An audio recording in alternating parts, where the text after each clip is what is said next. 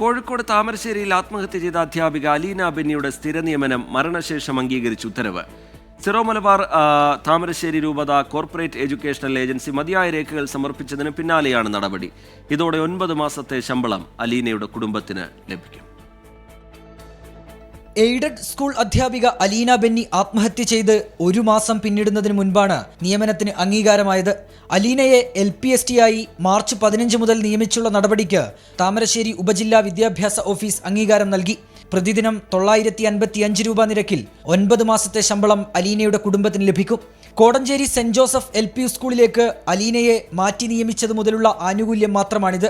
കഴിഞ്ഞ ഫെബ്രുവരി 19-നാണ് അലീന ബെന്നിയെ കട്ടിപ്പാറയിലുള്ള വീട്ടിൽ ആത്മഹത്യ ചെയ്ത നിലയിൽ കണ്ടെത്തിയത്.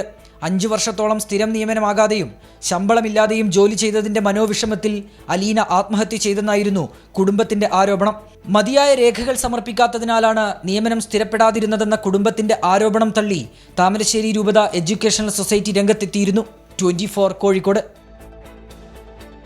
നേരത്തെ വരേണ്ടിയിരുന്ന ഉത്തരവ് എന്നാണ് അലീനയുടെ പിതാവ് ബെന്നിയുടെ പ്രതികരണം. ആരുടെ ഭാഗത്തു നിന്നാണ് വീഴ്ച ഉണ്ടായതെന്ന് തനിക്കറിയില്ല. ഉത്തരവ് പുറത്തിറങ്ങുമ്പോഴും ദുഃഖം തന്നെയാണെന്നും ബെന്നി പറഞ്ഞു. അലീന ജീവിച്ചിരിക്കുന്ന കാലത്ത് വരേണ്ട ഉത്തരവായിരുന്നു.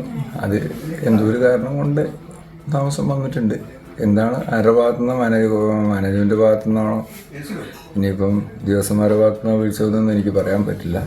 മറിച്ച് ഇത് യഥാർത്ഥത്തിൽ അറിയുകയും ശമ്പളം വാങ്ങിക്കുകയും കൈപ്പറ്റുകയും ചെയ്യേണ്ട ആൾ അലീനയായിരുന്നു.